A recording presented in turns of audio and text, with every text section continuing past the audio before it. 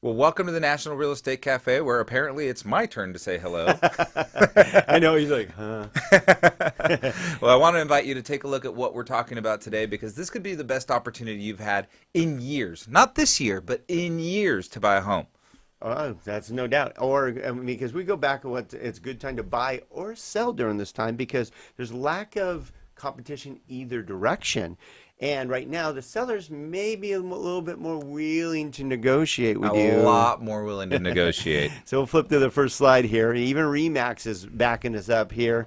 Steve Randall does a nice article here, and they talk about that there may be a relief for home buyers, says RE/MAX.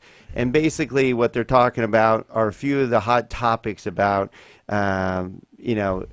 sellers be more realistic when they list a home, or if they're selling during the holidays, they may have some sort of a reason they have to sell. Right. They may have to relocate. They may have some health issues. They could have, because you say, why would they sell? Right. Well, people have to sell for different reasons. People have, homes need to be sold for different reasons. But most importantly, because there's not the buyer foot traffic that there is in spring and summer, the sellers could be a little more desperate. They're a little more scared. They're watching this negative media, and they'll say, I haven't had enough showings. And part of it is realtor driven because we've gotten so accustomed to selling a house in 20 minutes that now it's like, oh my God, the house has been on the market for 2 weeks. Well, it's not a big deal. Right. It's the average closings, I think historically, if you look back at 40 years of closing, is 60 days.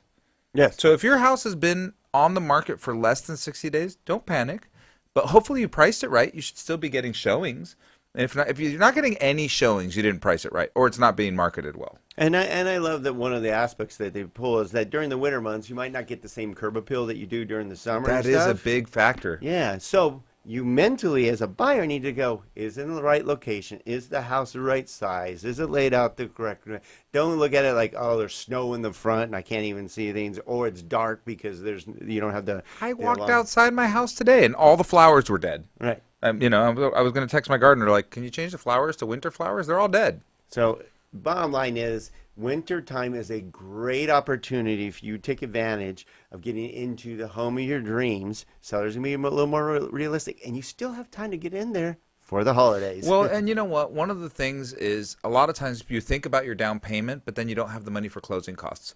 And now is a good time to ask the seller to help you with closing costs. So maybe you can come up with just your down payment and get into a home. There's so many options out there. Make sure you talk to a direct lender or reach out to us, Don and Gino at gmail.com. We'll be glad to help you out.